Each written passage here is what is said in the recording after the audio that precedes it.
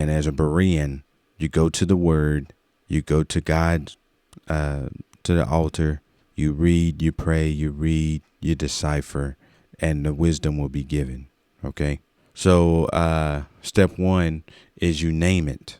And here's an example of that. So it's like I had to first stop utilizing such vague language. So what I would say now is this. Father, this is an outcome based faith in me. This is where I'm saying to God, unless you give me the desires of my heart, sexually, intimacy with my wife, I won't be satisfied sexually. That's an example, right? So then now what I need to do is confess that and talking with God. And I say, Lord, you expose this outcome based desire in me. And I agree with you. It is a sin to make outcomes my God. Forgive me for trusting you and allowing only you to give me what I want. So now what I've done is I've announced it to God, and I asked him to forgive me for that sin.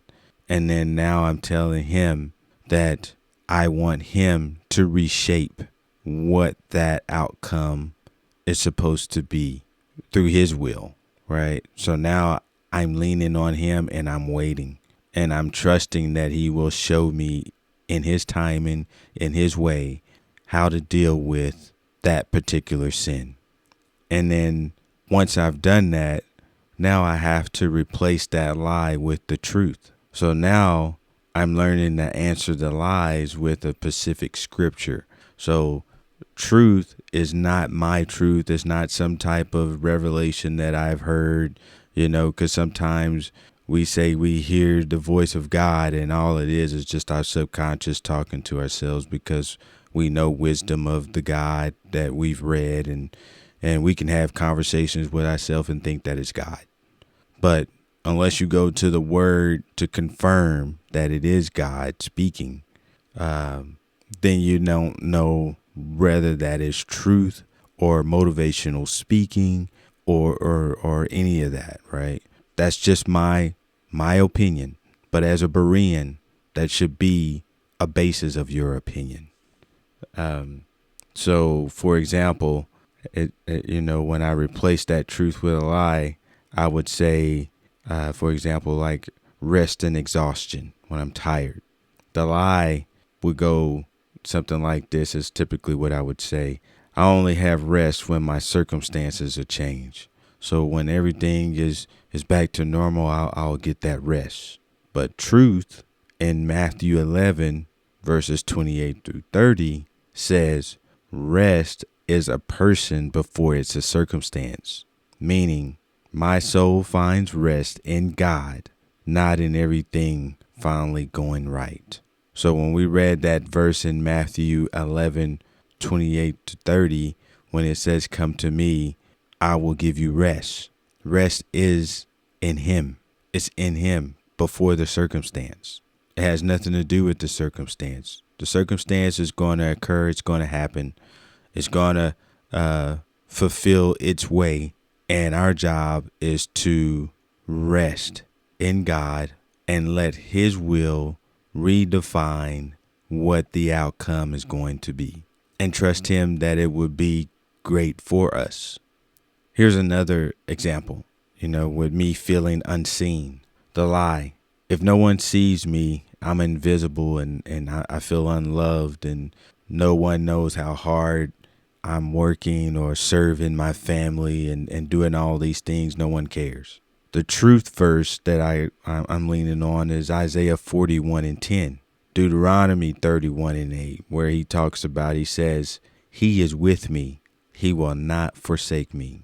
And I can say God's presence is not measured by how many people notice me, because he is always with me and he notices me. My faith is in God. My faith is not in the outcome and wondering if other people notice me or if other people are thinking about me. And I've been so caught up in wondering, are people thinking about me, and how come people haven't reached out to me to help? I could reach out to, but it's just that's not where my brain is going, right? Those who know that I'm going through this journey, I wonder why they're not reaching out to me, and now I'm focused on them and not focused on God, and now I'm going to God asking why. Why are they not paying attention to me? Why no one's calling me? And all the long, God is saying, I'm here. I'm always with you. I'll never leave you or forsake you. I need you to lean in on me. Rest on me. I see you. Let me define the will. Let me define the outcome. And you just rest in me. So I hope you can see the differences here. And what I'm asking you to do is to understand that transformation is not just an idea. It is what we actually do in a moment of sanctification. God always is moving us forward to being more like his son. And if we're not moving in that direction, you need to reevaluate your life and how things are moving in your world. You may be experiencing great things, seeing great things, right? But how much of that truly is dependent on God? So these habits, you just want to continue to practice, right? I'll give a couple of more before I close here. When I feel a wave of sexual frustration, instead of going straight to an escape or fantasy, I'm leaning and I'm pausing and I'm saying to God in a sentence, Lord, my body and my desires belong to you. Help me honor you right now. And then I run my mind to one of those scriptures. When I feel invisible, instead of just scrolling and shutting down, I'm leaning into to tell God out loud, I feel unseen, but you say that you see me, and you say that you're always with me. So you see what I'm doing, and I thank you. Those are the truth. Those will help eliminate focusing on outcomes and putting our faith in the outcome, putting our faith in that hope of that outcome that we may never see for years. And sometimes you may not see that. I mean, Moses didn't see the promised land, right? There's a lot of things that you set in motion that you don't see, but you never hear about Moses being disappointed. It's because he always had his faith in God, not in the outcome of seeing the promised land. The word didn't say he cried or he was hurt behind it. Obviously, we don't know the exact feelings of what he felt during that time. But if I'm looking at the word and just taking it from what I'm reading in the context of it, he knew God was with him.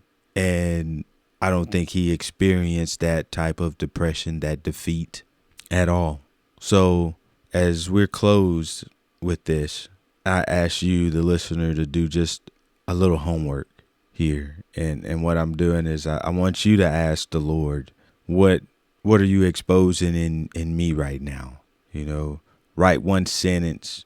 My outcome-based faith says, if you really love me, you would, and fill in that blank. Find a scripture that shows God's character, even if that blank is never filled, and pray on that, right? I would say that this lesson has been very eye-opening for me, and it's identified that over the years, I've always heard that term church hurt, and I have a little bit of that church hurt, because faith for me was I depended on that very heavily, and I gravitated towards it, and only to find that it all collapsed when outcomes didn't occur the way that I thought they would, or just occur, even if they occurred, even in a manner where I didn't think that, I didn't expect.